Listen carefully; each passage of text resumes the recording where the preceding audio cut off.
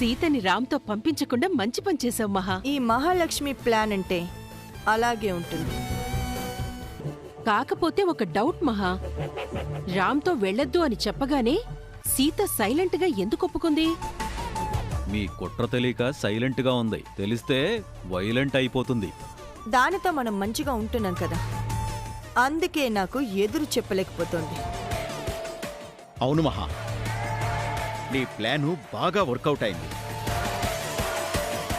మరి సీత 2 ఆకులు చదివితే వదిన 100 ఆకులు చదివిందన్నయ్యా. ఎప్పుడు మీరు మీ భజన మహాలక్ష్మిని పొగడ్డానికి పుట్టినట్టున్నారు. సీత రూట్లోనే వెళ్ళి దాన్ని నమ్మించి ఇలాగే టార్చర్ పెట్టాలి మహా. అసలు విషయం తెలిసేసరికి సీత పని అయిపోవాలి. ఖచ్చితంగా అదే జరుగుతుంది. అది నన్ను చేసిన అవమానం, కలిగించిన నష్టం అంత ఈజీగా మర్చిపోతానా? 7 చెరువులు నీళ్లు తాగించి గాని వదిలిపెట్టను. రామ్తో వెళ్ళొద్దని నువ్వు చెప్పగానే సీత మొహం చూడాలి మహా. మాడిపోయిన మసాలా దోశలా నల్లగా అయిపోయింది. నీ మాటకెదురు చెప్పలేక, రామ్తో తన ఊరికి వెళ్ళలేక, అదేదో అంటారే, సీత కుడితిలో పడ్డ ఎలకలా అయింది మహా. ఇప్పుడు సీత మొహం ఎలా ఉంటుందో నాకు చూడాలనిపిస్తుంది. అన్నయ్య, చెల్లాయ్, వెళ్ళి సీతను పిలుచుకురా. పాపం రామ్తో వెళ్ళలేకపోయానని సీత బాధపడుతూ ఉంటుంది చెల్లాయ్. తనని ఇంకా బాధ పెట్టడం ఎందుకు? చెప్పింది చెయ్యి.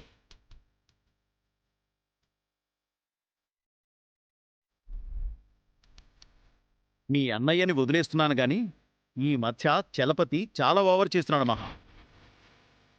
అవును మహా, అసలు రామ్ సీతల పెళ్లి చేసి మనకి తలనొప్పి తీసుకొచ్చిందే తను. చలపతి బావు గురించి మీరేదైనా యాక్షన్ తీసుకోవాలి వదినా. మనకిష్టం లేని సీతని మన ఇంటికి కోడలిగా తీసుకొచ్చాడు. మధుమితని నా కోడలవ్వనివ్వండి. మా అన్నయ్యని అండమాన్కి పంపించేస్తా. అండమాన్లో ఏముంది చెల్లాయ్, గోవాకు పంపించు, సరదాగా ఎంజాయ్ చేసి వస్తాను. గోవా కావాలా నీకు? సీతని తీసుకురమ్మంటే ఒట్టి చేతులతో ఒప్పుకుంటూ వచ్చావేంటి? చూశాను చెల్లాయ్, సీత గదిలో లేదు. గదిలో లేదా? మరెక్కడికి వెళ్ళినట్టు? బయట ఉందేమో చూడు.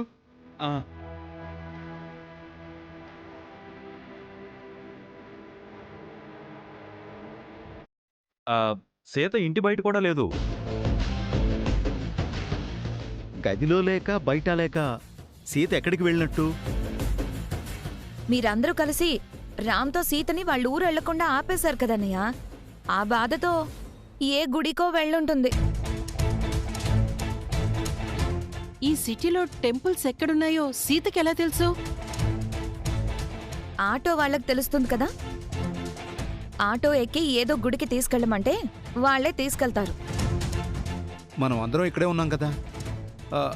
అసలు సీత ఎప్పుడు బయటకెళ్ళింది? అది దొంగ పిల్లి లాంటిది. మన కళ్ళు గప్పి మెల్లగా జారుకొనుంటుంది.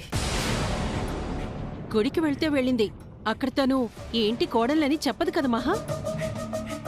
రిసెప్షన్ అయ్యే వరకు పక్కింటి వాళ్ళకే చెప్పదు, ఇంకా బయట వాళ్ళకేం చెప్తుంది? అసలు చెప్పదు. సీత చాలా మంచి అమ్మాయి.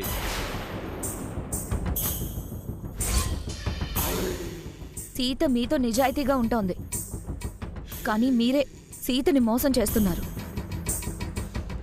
కనీసం రామ్తో సీతని వాళ్ళ ఊరికి కూడా పంపించలేదు. సీత కంటే నువ్వెక్కువ బాధపడుతున్నట్టున్నావు. అయినా దాన్ని మేమేం చేస్తే నీకెందుకు? ఒక ఆడపిల్లని ఇలా బాధ పెట్టడం పాపం అని చెప్తున్నాను. పాప పుణ్యాలు నాకు వదిలేయమని చెప్పానుగా. వెళ్ళి నీ పని చూసుకో.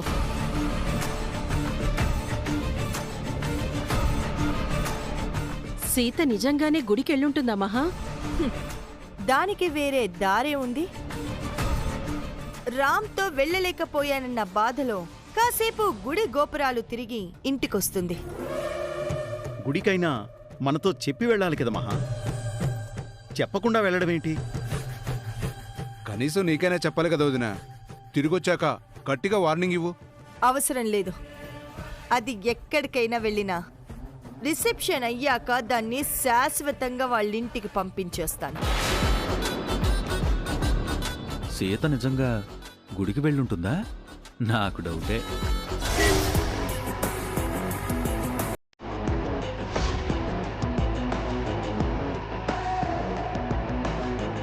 మామా, హాయ్ మామా.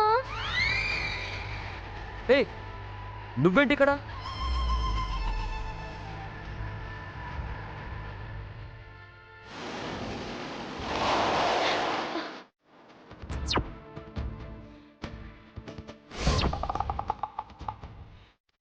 నువ్వేంటి ఇక్కడ? నువ్వు జీప్లో ఎప్పుడు ఎక్కావు? ఇంటి దగ్గర బయలుదేరే ముందు నువ్వు మీ పిన్ని వాళ్ళతో ముచ్చట్లాడుతున్నావు కదా, అప్పుడు ఎవరు చూడకుండా ఎక్కేశాను. ఎంతైనా నేను ఇంటెలిజెంట్ని కదా. నువ్వు ఇంటెలిజెంట్వి కాదు, మెంటల్ లేడీ. అదేంటి మామ, కష్టపడి వస్తే అంత మాట అనేసావు? దీన్ని కష్టపడి రావడం అనరు, దొంగతనంగా రావడం అంటారు. మీతో రావడం దొంగతనం ఎలా అవుతుంది మామ? మా పిండితో చెప్పకుండా రావడం తప్పు అవుతుంది. మీతో మా ఊరు వెళ్తానని మీ పిన్నితో చెప్పాను కదా. ఏం చేస్తున్నావు? నిన్ను మా ఇంటి దగ్గర డ్రాప్ చేసి అప్పుడు మీ ఊరు వెళ్తాను. నేను లేకుండా మీరు ఒంటరిగా మా ఊరు వెళితే ఏం జరుగుతుందో తెలుసా? ఆ, ఏం జరుగుతుంది? మా ఊర్లో ఒక వింత ఆచారం ఉంది. కొత్తగా పెళ్ళైన అల్లుడు భార్యని తీసుకువెళ్లకుండా అత్తారింటికి వెళ్తే చెట్టు కట్టేసి రక్తం కారేలా కొడతారు. అది ఎలా ఉంటుందో ఒకసారి ఊహించుకోండి.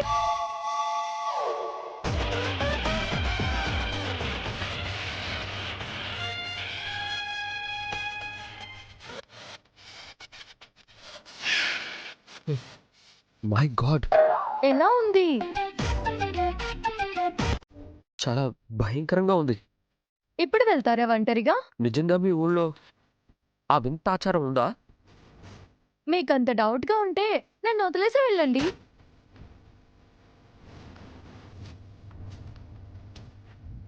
ఎందుకు మామ అంతా ఆలోచిస్తున్నావు? ఇలా మా ఊరు వెళ్ళి అలా మా వాళ్ళని పిలిచేసి వెంటనే హైదరాబాద్ తిరిగి వచ్చేద్దాం. మరి మా పిన్నికి తెలిస్తే? తెలియకుండా మేనేజ్ చేద్దాం. ఎలా మేనేజ్ చేస్తావు? నువ్వు ఇంట్లో లేకపోతే మా పిన్ని వాళ్ళకి డౌట్ రాదా? నువ్వు ఎక్కడికి వెళ్ళావని అడిగితే ఏం చెప్తావు? మీరు లేరున్న బెంగతో బర్లా టెంపుల్కు ట్యాంక్ బండ్కు వెళ్ళొచ్చానని చెప్తాను. మా పిన్ని నమ్మదు. నీకు సిటీ తెలియదు కదా అంటారు. ఆటో వాళ్ళకి తెలుసు కదా అంటాను. మాతో చెప్పి వెళ్ళొచ్చు కదా అని అంటే? మీతో చెప్పడానికి మీ అబ్బాయి గారితో వెళ్ళలేదు, ఒంటరిగా వెళ్ళొచ్చాను అని చెప్తాను. మీరు కూడా ఇంటికి తిరిగి వెళ్ళాక సీతెక్కడా అని అడగండి. ఎలా చాటిగా చీపెక్కానో అలా చాటిగా దిగిపోయి నేనేమీ తెలియనట్టుగా వస్తాను. అప్పుడెవరికి ఏ డౌటు రాదు కదా. ఎలా ఉంది నా పాను? నువ్వు మీ ఊళ్ళో కథలు రాసేదానివా? రామకోటి రాసేదాన్ని. అందుకే ఈ రాముడు నాకు మొగుడయ్యాడేమో. కథలు బాగానే చెప్తున్నావు. చెప్పాలి మామా. ఆ రాముడు వనవాసానికి వెళ్తే సీతమ్మ తోడుగా వెళ్ళింది. ఈ రాముడు మా ఊరు వెళుతుంటే ఈ సీత వెంట రాకుండా ఉంటుందా? నేను మీతో ఉండాలి అంటే మీ ఇంట్లో ఇలాంటి కథలు చెప్పాల్సిన అవసరం చాలా ఉందని అర్థమైంది. ఇప్పుడు మా పిన్ని నీతో మంచిగానే ఉంటుంది కదా, ఇప్పుడు ఇన్ని అబద్ధాలు చెప్పడం అవసరమా?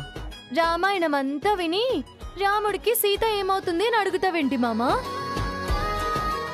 నేను మీతో ఎందుకు వస్తున్నానో చెప్పాను కదా.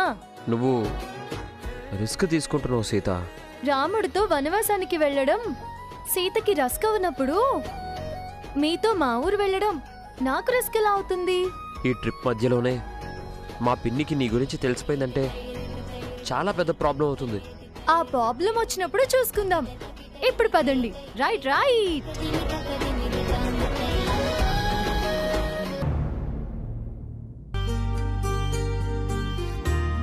సూర్య, సూర్య, అయ్యో సూర్య.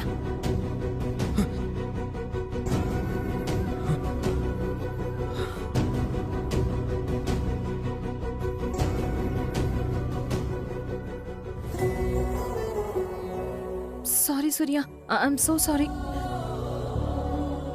నీ కాలు సరిగ్గా లేదని మర్చిపోయి. నువ్వింకా చాలా విషయాలు మర్చిపోయావు మధు. నాకు సొంత ఇల్లు లేదు, సొంత సంపాదన లేదు. ఇప్పుడు కొత్తగా స్టిక్ లేకుండా సొంతంగా నడవలేను, నిలబడలేను. నన్ను చూస్తుంటే నీకు అసహ్యం వేయట్లేదా? ఇలాంటి వాణ్ణి ఎందుకు ప్రేమించి పెళ్లి చేసుకున్నానా అని కోపం బాధ కలగడం లేదా? నీకు ఏముంది ఏం లేదు అని లెక్కలు వేసుకుని నిన్ను ప్రేమించలేదు సూర్య. నిన్ను మనస్ఫూర్తిగా ఇష్టపడి పెళ్లి చేసుకున్నాను. ఇప్పుడు నీ మనసులో ఏ లెక్కలు లేవా? ఇప్పుడు కూడా అంటే? ఇప్పుడు నువ్వున్న పరిస్థితికి నీకు కష్టంగా లేదా? అర్థం కాలేదా? పోనీ నా పరిస్థితి నిన్ను ఇబ్బంది పెట్టట్లేదా? నీ మాటలు ఇబ్బంది పెడుతున్నాయి. అసలు నీ ఉద్దేశం ఏంటి సూర్య? నాతో ఏం చెప్పాలనుకుంటున్నావు? నేను నా వైపు నుంచి మాట్లాడట్లేదు, నీ గురించి ఆలోచించి మాట్లాడుతున్నాను. మన పెళ్లికి ముందు నువ్వు మీ ఫ్యామిలీతో హ్యాపీగా ఉన్నావు. మీ పేరెంట్స్ నీకు కోటీశ్వరుల సంబంధం తీసుకొచ్చారు.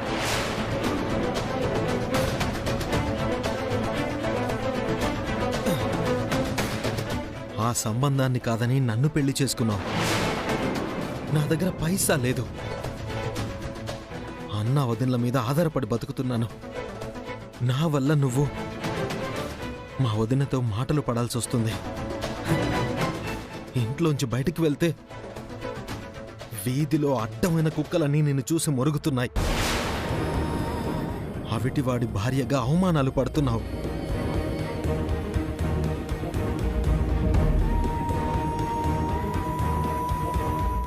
ఇదంతా నీకు ఏదోలా లేదా? ఇదంతా నువ్వు నా మీద సానుభూతితో చెప్తున్నావా? ఎలా ఎలా నీకెలా అర్థమైంది? నిజంగా నాకేం అర్థం కావడం లేదు సూర్య. నిన్ను నువ్వు తక్కువ చేసుకుని నన్ను టార్చర్ పెడుతున్నావు. ఏంటి టార్చర్ పెడుతున్నానా? సారీ సూర్య, నా ఉద్దేశం నాకు అర్థమైంది. అది కాదు సూర్య. నీ స్థానంలో ఏ అమ్మాయి ఉన్నా ఇలాగే మాట్లాడుతుంది. నా మాటల్ని మిస్అండర్స్టాండ్ చేసుకోకు. నిన్ను బాగా అర్థం చేసుకునే నేను మాట్లాడుతున్నాను. నువ్వు పైకి ఎంత చెప్పినా నీ మనసులో ఏముందో నాకు బాగా తెలుసు. ఏమంటున్నావు సూర్య? నా మాటలు నీకు అర్థమైనా కానట్టు నటించకు.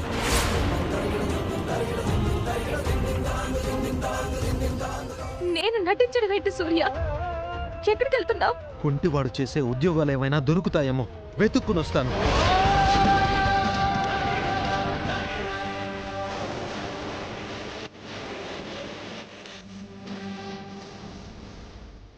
సూర్య, సూర్య ఆగు, వెళ్ళకు. నా మాట విను. నడిస్తే ఎన్ని ఆఫీసులకి తిరుగుతావు? ఆన్లైన్ లో ట్రై చేద్దాం. వెనక్కి రా సూర్య. సూర్య, సూర్య, సూర్య ఆగు. సూర్య,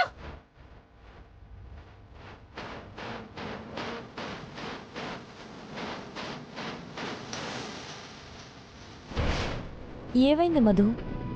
సూర్య ఏదేదో మాట్లాడుతున్నాడక్క. నాకు తనంటే ఇష్టం లేనట్టు మాట్లాడుతున్నాడు.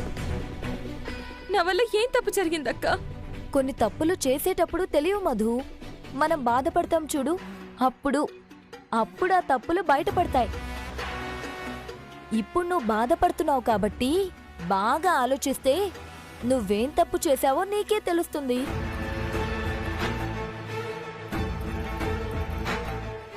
చెవిటివాడి ముందు శంఖం ఊదితే వినబడుతుందా? అలాగే సూర్య కూడా. నీ అందం విలువ తెలియని వాణ్ణి పెళ్లి చేసుకున్నావు. ఎంతో విలువైన కోహినూర్ డైమండ్ ని కూడా పిచ్చోడి చేతిలో పెడితే గులకరాయే అవుతుంది.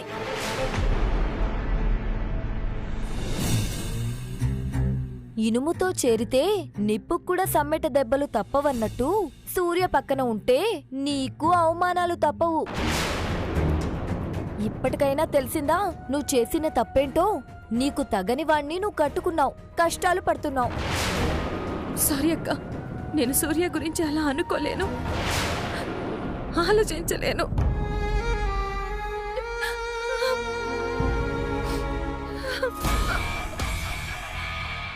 ఇది నిజంగా అంటుందా, లేక సూర్య అనుమానించినట్టు దీని మనసులో నేను చెప్పిందే ఉందా? ఎలాగైనా దీని మనసు మార్చాలి. అప్పుడే మహాలక్ష్మి మేడం నేను అడిగింది ఇస్తుంది.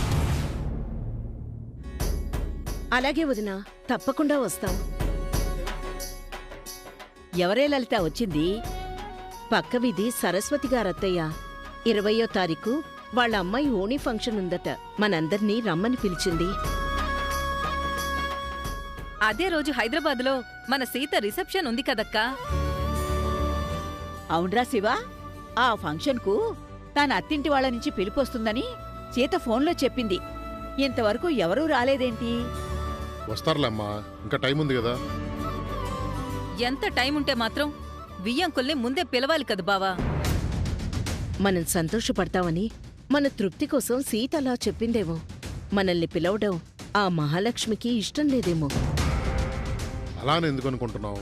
మనం సీత కోసం వాళ్ళింటికి వెళ్ళిన రోజు పెద్ద గొడవైంది కదండి. అది మనసులో పెట్టుకొని మహాలక్ష్మి గారు మనల్ని పిలవరేమోనని. ఆవిడ పిలవకపోతేనే మన సీత చెప్పింది కదా, మనం వెళ్దాం అక్కా. పిలవని ఫంక్షన్కి మనం ఎలా వెళ్తాం నిలవేని? ఎంతైనా ఆడపిల్లని కన్నవాళ్ళం శివ, మనమే కాస్త తగ్గుండాలి. ఆడపిల్లని కన్నంత మాత్రాన ఆత్మాభిమానాన్ని చంపుకోవాలమ్మా. కన్న మమకారాన్నైతే చంపుకోలేం కదండి. అవును బావా, పెద్దదాని విషయంలో ఎలాగూ ఏ అచ్చట ముచ్చట తీర్చలేదు. సీత విషయంలో అయినా మనం సర్దుకుపోవాలిగా. అయినా మహాలక్ష్మి గారు మారిపోయారని, ఇప్పుడు తనతో మంచిగా ఉంటున్నారని సీత చెప్పింది కదండి. సీతని కోడలిగా అంగీకరించనావిడ ఇప్పుడు రిసెప్షన్ చేసి అందరికీ మన సీతని కోడలిగా పరిచయం చేయబోతోంది అంటే మనమీద కూడా ఆవిడ కోపం పోయినట్టే కదా. అవునరా శివ, సీత విషయంలో ఎలాంటి పంతాలు పట్టింపులు వద్దు.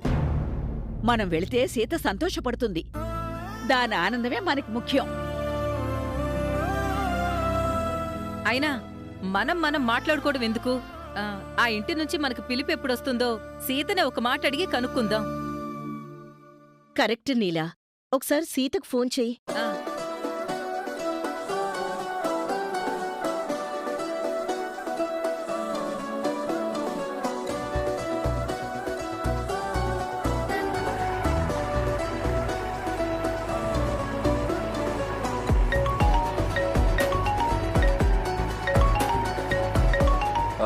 మా పిన్ని చేసిందా?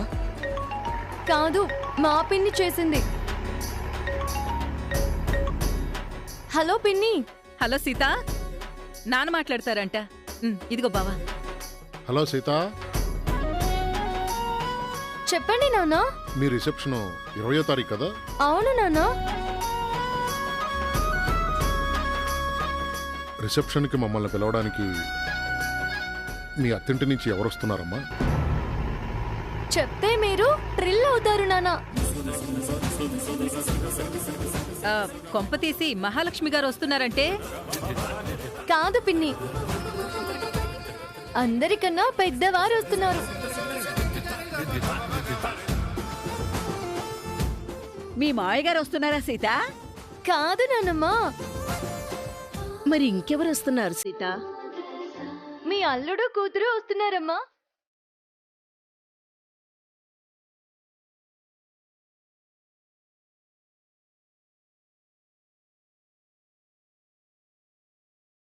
నిజంగానా తల్లి? నిజం నాన్నా. అమ్మ సీత, ఎప్పుడొస్తున్నారు? ఈరోజేమ్మా. ఆల్రెడీ బయలుదేరిపోయాం, దారిలో ఉన్నాం అన్నదవే. ఎంత మంచి మాట చెప్పావే. రాగానే నీ నోట్లో పంచదార పోస్తాను. అయ్యో, అల్లుడు గారు సీత వస్తున్నారు. నాకసలు కాళ్ళు చేతులు ఆటం లేదే. సీత, ఎంతసేపట్లో వస్తున్నారు? ఇంకాసేపట్లో వచ్చేస్తామమ్మా. ఆయన చీప్లోనే వస్తున్నాము. సరేనమ్మా, జాగ్రత్తగా రండి. మీకోసం ఎదురు చూస్తూ ఉంటాం. ఓకే నానా.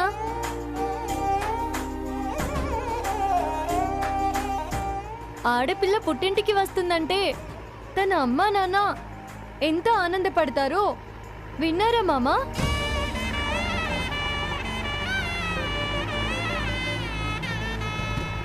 సీత అత్తింటి నుంచి పిలిపొస్తుందో రాదోనని అనుమానపడ్డారు.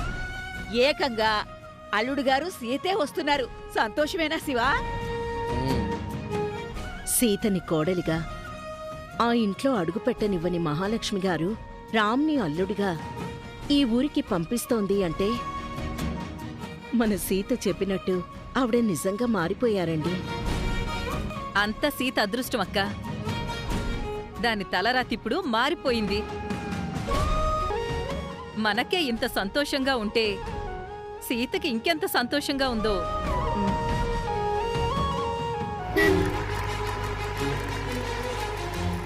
చాలా చాలా సంతోషంగా ఉన్నాను మామ. మీరేం అనుకోనంటే పంజరంలో నుంచి బయటపడ్డ చిలుకలా గాల్లో తేలుతున్నట్టుగా ఉంది.